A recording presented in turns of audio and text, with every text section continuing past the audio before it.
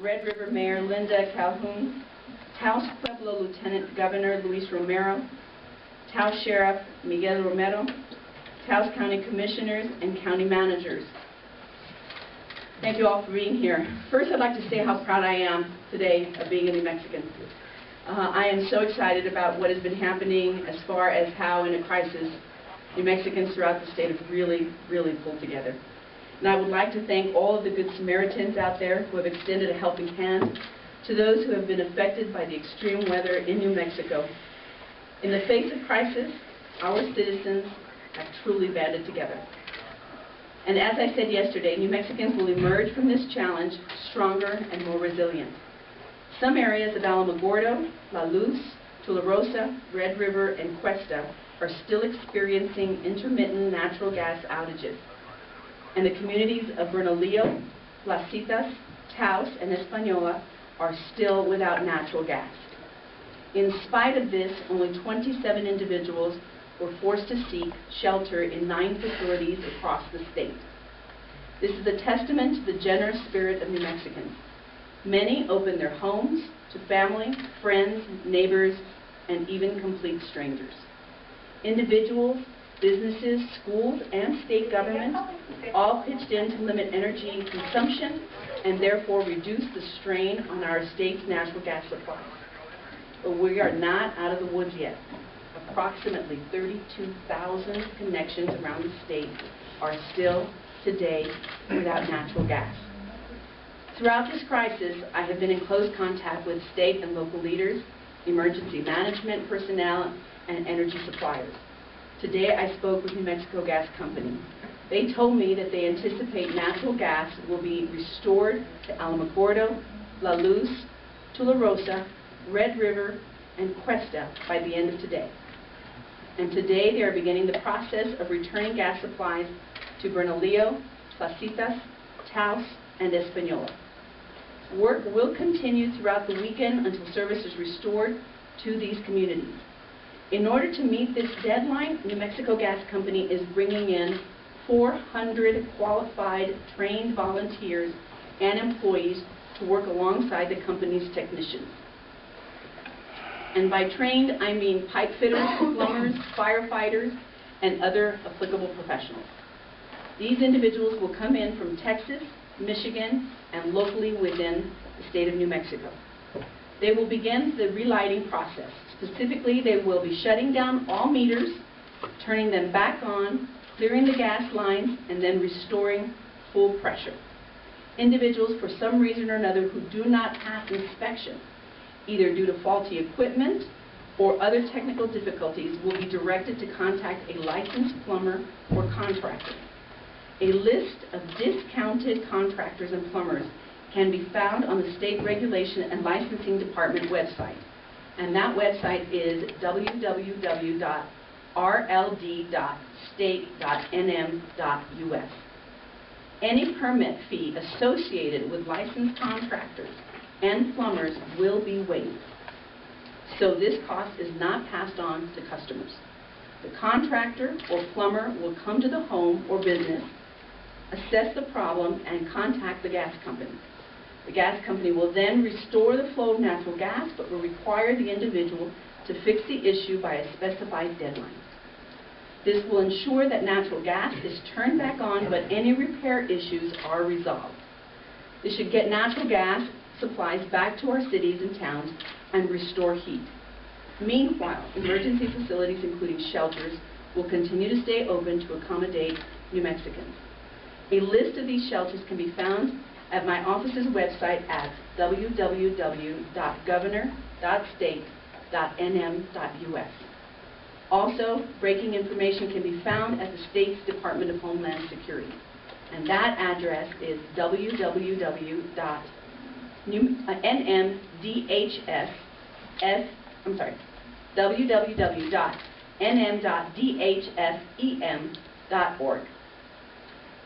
I want to just compliment Mayor Cordova, who we spoke with and talked about how we could assist and supplement the workforce and the volunteers to make sure that we are connecting natural gas to the homes here in Taos. And his idea has really helped us and expanding it statewide and making sure that we could reach out to the firefighters throughout the state who are certified and can assist in shutting down the meters and then clearing the lines and opening them back up.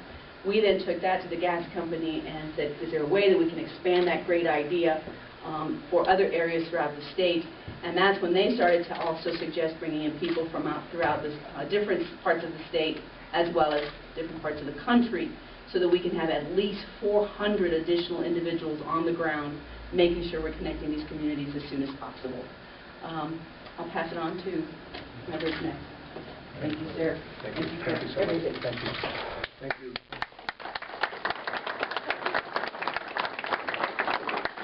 Governor, it's an honor to have you here. On behalf of the people of Taos, we sincerely thank you. Thank you for your commitment to ensuring that we get through this process. I was on the phone with your staff, Homeland Security. All you have been very instrumental in communicating our message to the governor's staff. When you mentioned that you wanted to streamline processes and eliminate the layers of bureaucracy, you meant it, because you put those words into action, and we sincerely appreciate that on behalf of the people of Taos. I'd like to thank also our volunteer fire chief, Jim Pambro, and our administrative fire chief, Eric Montoya, for getting the troops on the ground, and thank you to New Mexico Gas, Monica, who is in the audience. Monica, I was in communication with you to see how we can get this idea on the ground and expedite this, getting from point A to point B, and we were able to do that, and thank you for making that happen. Also, thank you for working with the licensing department to ensure that our constituents feel as minimal impact as possible. So on behalf of the people of Taos, thank you so much. We really appreciate it. Thank you. And at this time, I'd like to turn it over to County Manager Jacob Caldwell. Jacob Caldwell. It happens all the time. Thanks, everyone. My name is Jacob Caldwell. I'm the County Manager for Taos County. Yesterday, incidentally, was my first day. I promise this is not my fault. But I do want to say, in addition, I extend the same thanks that Mayor Cordova extended. This has been an amazing effort. I have to say, I'm very proud to have grown up in Taos and to be a resident of Taos County. And I'm even more proud today to say that I'm a part of the Taos County administrative team. It's been remarkable to see our OEM director, Alita Trujillo, take command of the situation and to help organize what has been a remarkable effort. And it's an amazing thing to see the community come together like this. And of course, Governor, we wouldn't be here without your support as well, and your willingness to come and exercise your discretion in helping us out. So much appreciated, and thanks to everyone else. I'm going to introduce Annette Gardner from New Mexico Gas, and thanks again for everyone coming.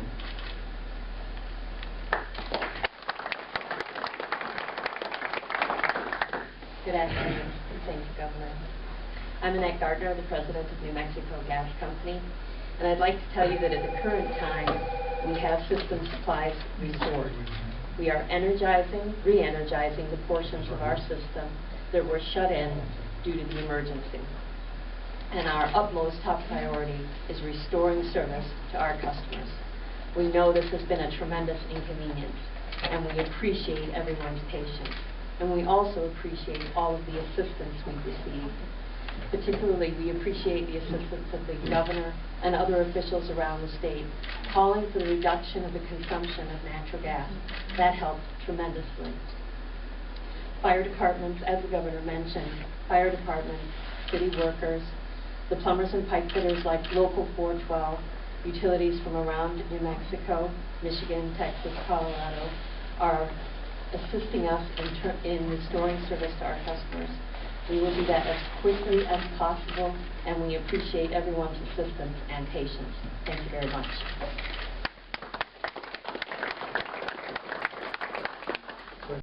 We mobilized all the town and county officials. I'd also like to thank our Assistant Manager, Abigail Adame, for coordinating the town's portion of the efforts that is getting things done. So thank you to all of the constituents, both county and town of Taos. We're going to get through this with the help of the state officials, our law enforcement. You guys are second to none. You guys have really been doing a great job out there. So thank you. And also I want to really thank Kit Carson Electric for the facilities and for making this thing happen. They provided the facilities not only for Red Cross, but also this facility. They have state-of-the-art equipment where we've been continually monitoring the usage, and we've been collaborating with media to ensure that our constituents are getting the word out as far as conserving energy. So, thank you. And I think what's important too is if you can communicate with us, people out in the community, ideas on how things worked well or didn't work well for you. What happened here was, with the help of Dee Dennis and reaching out to the plumbers and pipe fitters, getting an idea that says we can waive the fees so that people's gas was not going to be turned on or delayed. We wanted to make sure we were thinking outside the box. The ideas from the mayor on getting the firefighters and pulling them together. I mean, these are ideas that we can use for the next crisis. And we invite you to share that with us. We're headed to Española now, where some pipe fitters and plumbers are being trained in order to help with this effort. And again, we're going to go from community to community to see where we can help make sure that all the resources are in those towns so that we don't have a loss of life. And we are committed to this project. We're committed to the crisis. So please, your ideas are always very, very welcome. And I appreciate your time and energy. For all those of you in the emergency management, can't do it without you in coordinating all the efforts. Thank you. Are there any questions? Yes. Governor Martinez, was your office, and this is also a question for New Mexico Gas, was your office completely blindsided by this? Did you have any foreknowledge? Did anybody say this is coming down the pipe by any chance? What we understood was that the gas company had bought enough fuel, enough natural gas, to understand if the weather was going to get bad. However, it was not due to the high consumption of electricity, which then affected the compressors. Therefore, were not able to move the natural gas from West Texas into New Mexico at the rate that it could have been had we not been experiencing such bad weather in 3 states at one time and having such high usage of electricity. And so that part of it, we were not aware that that was going to delay the delivery of gas to New Mexico. What time was your office aware of the problem? Let me think, what are we at today? They've been very long hours. Today's Friday. Yeah. We became aware of this yesterday early morning. Okay. Has your office, has your administration been in contact with anybody in Texas as far as accountability for this? We have not been in, well, we've been in contact with electric companies, of course. El Paso Electric, which is responsible for providing electricity, southern part of the state, and of course, PNM, et cetera. We're all on the same grid, and so when there was bad weather in 3 states at one time, it just spiked the use of electricity. When it spiked the use of electricity, they started to have blackouts. When they had blackouts, they had no electricity to power the compressors, and therefore the compressors then couldn't get the natural gas to New Mexico. It just was something that was taking place due to excessive use. And that's why we were asking New Mexicans to lower their thermostats. That's why we're asking New Mexicans not to use appliances that they didn't need to use, such as dishwashers and maybe washing machines, during this period, so that the electricity, the high usage of electricity would go down, allowing those compressors to start generating that fuel and moving it then to New Mexico.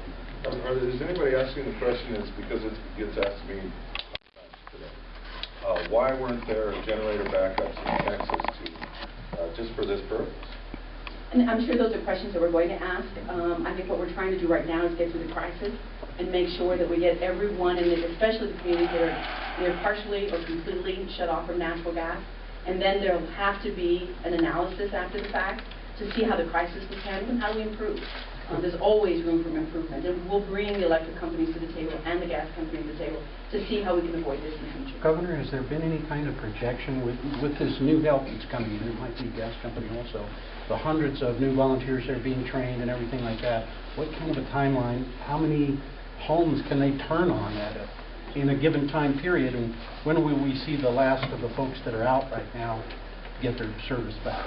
Service is already being restored in Silver City and Alamogordo, and once the system is re-energized up here, 400 people on the ground can restore service to 20 to 25,000 customers in 2 days, which is why our projections are Friday for some of the locations that the governor mentioned, Saturday for others, and the outside being Sunday. Ms. Gardner, I had a question for you. There are a lot of part-time residents here in our community who are obviously out of town, not getting the word. Our understanding is as they come to restore this, if you're not home, they're moving on. What can you say to those folks? Actually, the mayor of Red River raised this issue earlier on today, and there are often property managers who handle these properties, so we would encourage the property managers to post their phone numbers in a prominent location, so and indicate that it's for relight purposes to contact the property manager.